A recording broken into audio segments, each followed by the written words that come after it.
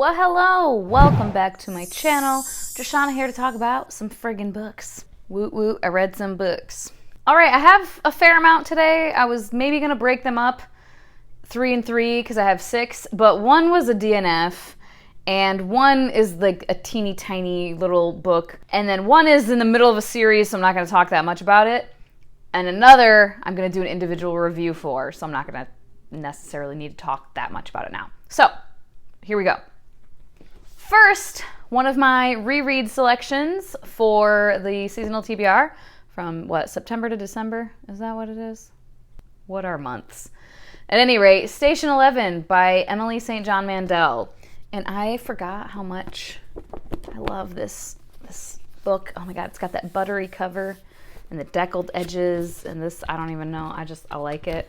But yeah, it's like a floppy one. So this book was an interesting choice for 2020. It's a dystopian where a flu-like pandemic hits and wipes out like 90% of civilization on the planet.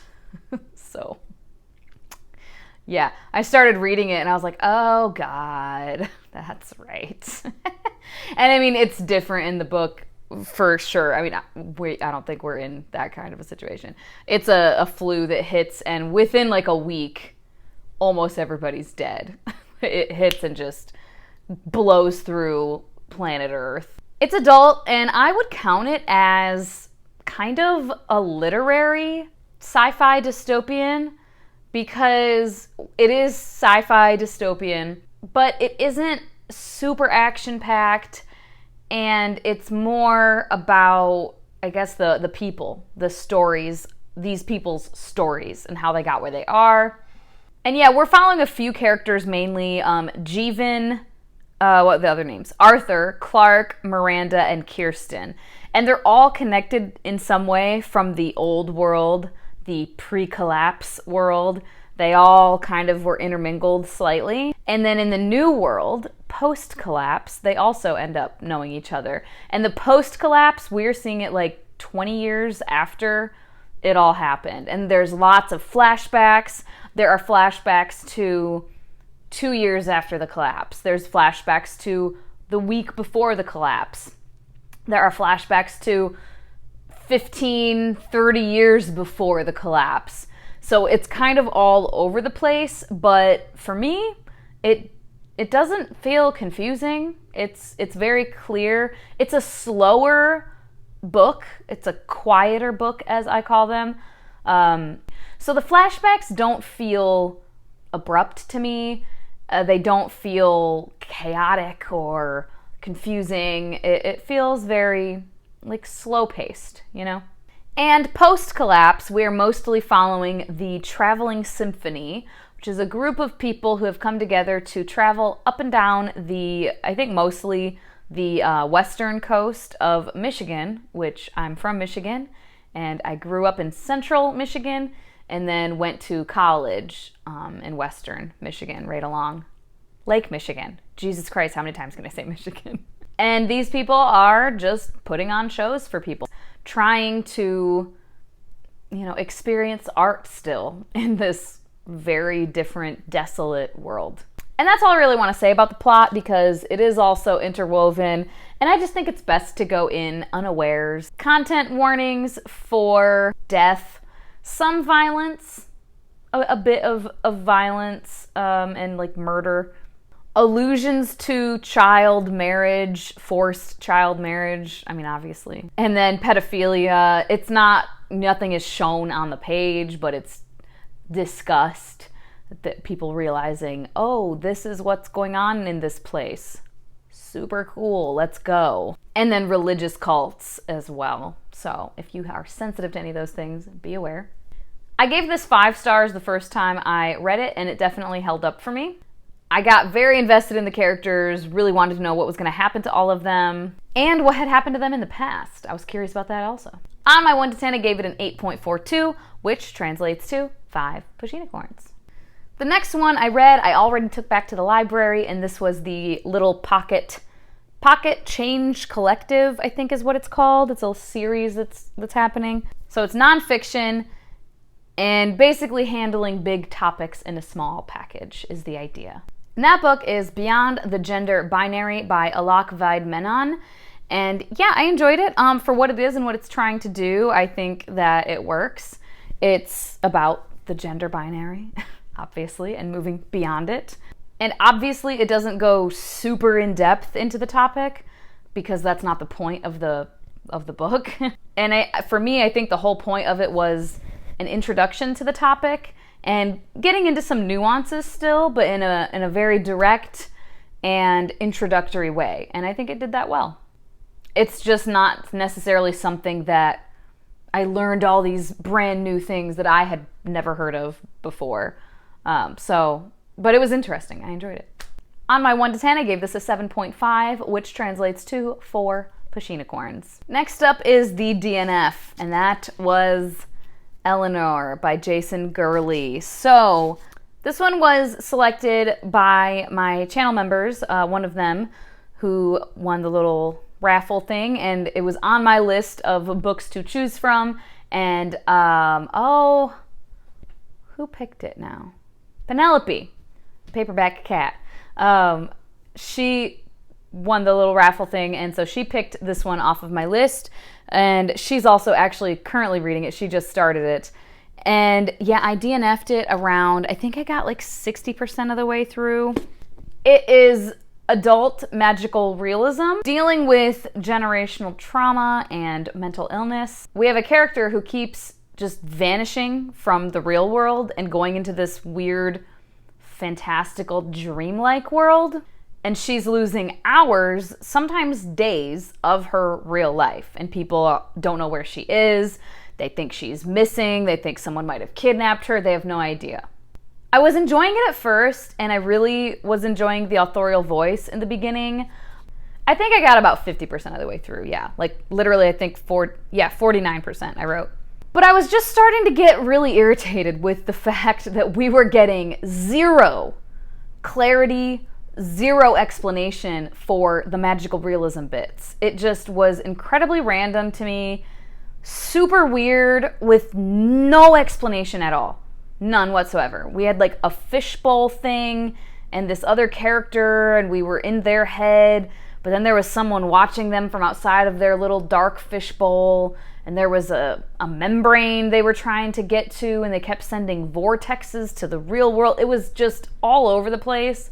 And for me personally, it was creating a really not super enjoyable reading experience. And I think me being a pretty impatient person was not helping. I just wanted to know what the frick was going on, and I didn't care about all the stuff in between. I just wanted to know what is happening. Why is this happening?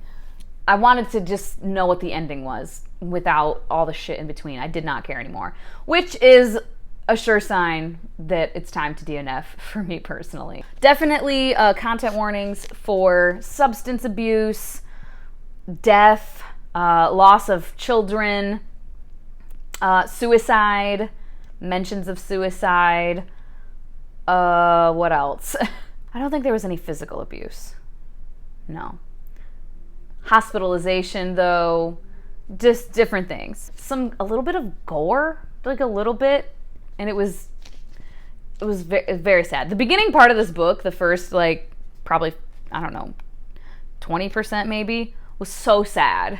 There were 2 parts that made me get choked up where I was like, holy shit, this is so tragic and sad. And then it took me, God knows how long, like 10 days or something, but I finished Valor by Gwynne, book 2 of the Faithful and the Fallen series. I don't know why I held up Eleanor that whole time. I don't think I thought I was going to talk about it as long as I did. Wow! Just leaping off of the shelf. Okay. All right. I guess I gotta fucking hold this thing. I mean, I don't have to hold it. You guys know what I'm talking about. But people always complain about that. Like, if I put the inserts in, I mean, not to me, but I've seen it on other videos, other people's videos, where if they don't hold up a book or they don't put the image insert the whole time, people will complain and, why didn't you? Whatever. At any rate, I'm not gonna hold it up. Adult epic fantasy, like sword and sorcery fantasy, quest fantasy, political, slightly military, all these things, kind of your traditional fantasy. The first 50% of this book definitely felt like lead up. We were getting to the point. And I don't know that I would say that it felt drawn out or that there was anything unnecessary in that part. It's epic fantasy. There's a lot going on. There's a lot of characters we're following, a lot of different kingdoms, a lot of different things happening. And then the final 20 to 30% really picked up. People are starting to come together. Things are starting to happen. We lost a couple of people, which was a bummer, and just some shit was going down. Without going into spoilers, I will just say, I'm so sick of Lycos. Good God, I hate him so much. And I appreciated the character arc we got with Gwynne, a character who is after revenge, but isn't a total Leroy Jenkinsing idiot about it. A concept. Imagine that. He still had some common sense, and he still had a sense of integrity. I love to see it. I feel like people think that I don't like a revenge story because I hated Rage of Dragons and Tao as a character. Like, revenge is great. And I'm like, yeah, I don't mind a revenge story. I truly don't. I can understand why people would feel that way in certain situations. But my God, they need to be more than just that. They need to have more of a personality. And for me personally, like in this case, Matt, like I said, he still had his sense of integrity. And he still had some common sense. So I really enjoyed his character arc in this book in particular. So this, I enjoyed it. It definitely felt like a middle book to me. It wasn't my favorite. I mean, I've only read 2 of the books so far, but there wasn't anything I heavily disliked. So on my 1 to 10, I gave this a 7.42, which translates to 4 Pushinicorns. Woot woot. I did pick this up as well, Vampires, the Myths, Legends, and Lore by Aubrey Sherman. I have a couple of these over here. At any rate, I picked this up, and it's kind of more of, it's like a reference book. It's not like, I don't know, a narrative nonfiction. But yeah, it's just going through, you know, there's the history of vampires from around the world. But this part, okay, so we have vampires from around the world, and then the chapters within that section. Greek and Slavic vampires, okay. Romanian and German vampires, okay. Vampires of the United Kingdom. Vampires of the Far East and India. Vampires of North and South America. And then, did we just entirely forget about the whole ass continent of Africa? Because I find it hard to believe that they wouldn't have any myths and legends that ring of vampire. Because that's the thing, is these, you know, vampires from around the world, a lot of them were just like throughout history these depictions of vampire-like creatures. They weren't necessarily always called vampires. So I find it real hard to believe that we don't have anything like that in all of African myth and lore. I doubt it. But then vampires in pop culture, vampires among us, and then that's that. But yeah, so it's just more of a reference. I got about halfway through before I just really started skimming. You know, it's talking about different things, but yeah, not really a sit down and read from cover to cover type of thing for me anyways. But it is interesting. I learned a few things about the history of vampires. And speaking of vampires, the next book, I took it to the library already, took it back, but it is the Southern Book Club's Guide to Slaying Vampires by Grady Hendrix. This is my first Grady Hendrix, and Ingrid at Ingrid Inspired, she had messaged me one day, and we talk on Voxer sometimes, and she was like, I really think you would like this. I know you're not super into horror, but just check it out. So I did, and I really enjoyed it. It's adult, urban fantasy, horror, thriller, suspense. So it's just Southern housewives living their normal lives. And they start a little book club talking about true crime novels. And then mysterious, kind of crazy things start happening in the neighborhood to one in particular, our main character, Patricia. And right around this time, a mysterious, charming man moves in. And our main character, Patricia, starts to put 2 and 2 together pretty quickly, that he is not all that he seems. And in the synopsis, it pretty much tells you the character that is a vampire. So there's really no suspense in that regard. And this is not a paranormal romance at all. This is not a likable bad boy vampire. This is not an Eric Northman or a Damon Salvatore. This is a terrible, vicious monster out to destroy. Content warnings in this book for, I have a list. Let me read my list. Gaslighting, forced mental health hospitalization, gore, violence, sexual assault and violence against children, mentions of suicide, Nazi symbolism like idolization pretty heavily for a bit. There's a character, a child, who is obsessed with Nazis, and it's like really intense for a minute. And then murder and racism and systemic racism wrapped up in that. So yeah. And this book is definitely, to me, having a conversation about racism and classism. Poor Black children and adults, but primarily children here, are targeted because the big bad knows how society sees them. He knows that society sees them as expendable and less valuable. So he can get away with his activities if he is targeting them. And people in the book, our white characters, know this and admit it as well.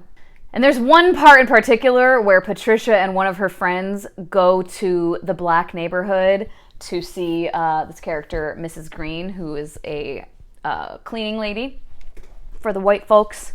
And the friend, Kitty, it's so uncomfortable how incredibly prejudiced she is and, racist, but it's, and I watched, oh my God, why am I blanking out on all names right now? Naughty Librarian on her channel, she did a live show last night with Mara and Leanne and Bethany, and they talked about this book. They were talking about this too, about how, I think Leanna was saying it, that it's not necessarily overt, burning crosses on yards, Southern racism, using the N-word or anything. That wasn't there. That wasn't present.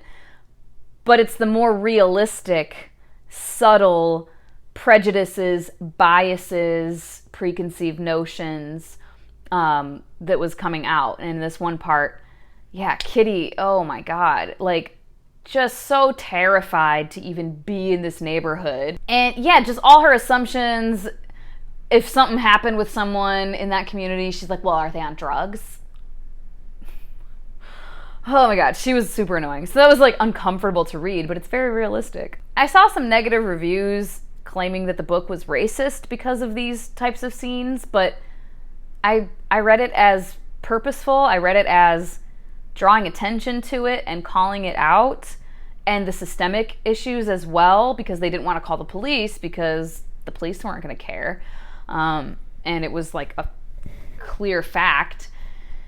And most of our characters, the white characters, most of them, other than Patricia, they did not care about what was going on until it started to affect their community. But when it was just affecting the Black community across town, they saw it as, it's not our problem, we shouldn't get involved. So yeah, I really enjoyed this though. I blew through this book. And it's a thriller, suspense, so it definitely kept my suspense up. I couldn't put it down. I stayed up way too late. And then eventually I was my eyes were shutting. I was like, I have to go to bed. And then I got up the next morning and I finished it within a couple hours. And yeah, I couldn't put it down. There was not one single point where I felt like it was lagging or, okay, what are we getting to? For me, the tension was there throughout. So yeah, I had a lot of fun with this. I got super annoyed with various characters many times, but you were supposed to be. And yeah, it was just a really fun, enjoyable read for me. On my 1 to 10, I gave this a 7.4, which translates to 4 pushinicorns. All right, this next one, I'm going to try to be quick because I feel like I keep talking way too fucking long, as per usual. Bad Romance by Heather Demetrios is young adult contemporary We are following Grace, a junior in high school who has a terrible home life, very toxic, abusive, controlling stepfather, just all kinds of shit going on there. And it's following her as she begins a relationship that ends up being abusive itself. And it's from Grace's perspective. It's kind of second person point of view because she keeps saying you, but you know that she's talking to this boyfriend, Gavin. She's basically towards the end going back and telling Gavin, this is how this all went down for me. This is what you did to me. Content warnings for suicide attempt, threats of suicide, like used in an emotionally manipulative way. Obviously then emotional, verbal, mental, and some physical abuse, and also some sexual abuse, relationship, intimate partner rape. So if you have been in a relationship like this or had a familial relationship with emotional, mental, or some physical abuse, and just a very controlling, toxic household, be forewarned that this could be incredibly triggering for you. I myself have been in this kind of romantic relationship, and that is why I wanted to read this book. And I just had heard that it was a little bit difficult, so I was a bit nervous. But yeah, I mean, it was okay. I read it so fast. I read it in a few hours. I couldn't put it down. And I think because of my experience, I was just really curious to see how much of it was going to feel familiar. And quite a bit of it did. And it was upsetting. There were definitely parts that were bringing things up. And I'm going to try not to get emotional right now. Definitely things being brought up, feelings being brought up, memories of my own experience. So that was a little bit difficult, but it wasn't too difficult. But I also am someone who isn't easily truly triggered. And this focused heavily on the lead up to the actual relationship. And her home life is focused on quite a bit. It is a large part of the why of why she falls so in love with Gavin. Yeah, and I thought that the subtleties of this kind of abuse were depicted very well and explored very well. And that's kind of why I wanted to read it.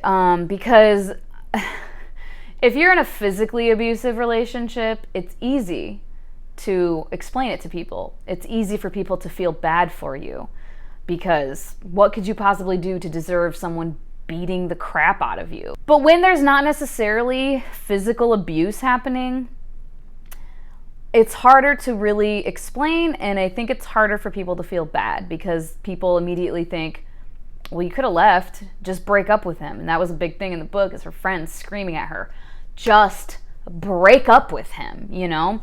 And I've had people say stuff like that to me, friends, people in my life, you know, oh, I wouldn't have gotten into that situation. I would have left so much earlier. And I think that a lot of times people don't realize, number one, that everyone is different. I'm a very, at my core, hopeless romantic, very much so. I love love. And I'm also very unafraid. I'm fearless when it comes to relationships. I've been hurt and whatever, but I've also learned that I'm gonna be okay. No matter what happens, I'm gonna be all right. So I just jump right in. And I'm very open about my feelings. I'm not afraid of sharing my feelings. So it is super easy for me to fall head over heels for someone very quickly. And then once these things start happening, and in my experience, when they did start happening, I was already madly in love with this person. I was already entangled. And that's what it is it's like two balls of yarn that just get so fucking tangled that you can't pull it apart. It's so hard to pull it apart. And people want to say, oh, just break up with them. They do something crazy, leave them. Well, okay, that's way easier said than done when you aren't in it. And I just thought that this did a very good job of that. Let me see if I can find some of the quotes where I was like, oh, yeah. This part right here was something that was very, very familiar to me and kind of explains, like, when people, why don't you just leave? Why don't you just leave? That it's, like I said, you're tangled and it's not that easy in your head. Like, it's truly not. She says, you're a maze, all high hedges and endless loops. I can't find a way out, can't see where I've been. It's all running, lost in the dark of you, trapped. Everywhere I turn is a dead end. I keep winding up back where I've started. And yeah, towards the end, like when I finally did leave, I kept telling him, I was telling him for months, like, we are in an endless loop. We're on an endless emotional roller coaster, and I want to get the fuck off of this ride. And I finally did. And then at the very end, she's trying to break up with him. I open my mouth, but the words won't come. Despite everything, I don't want to break your heart. I wish I wanted to. It would be so much easier to cut you down with a smile on my face. And that is just such a huge part of it. And I think a part of the emotional manipulation is that you've been manipulated into caring about this person more than you care about yourself. And you've been manipulated into feeling like you are their caretaker, and you care about them as a person, and you want them to be okay. So yeah, it was a lot. I'm glad I read it. I now want adult books like this. On my 1 to 10, I gave this an 8.16, which translates to 4 pushinicorns. And that's that. Those are the 6 frickin' books. This is way too long. I'm certain of it. As always, thank you so much for your time. Hope you guys have a wonderful day, and I will talk to you later. Bye-bye.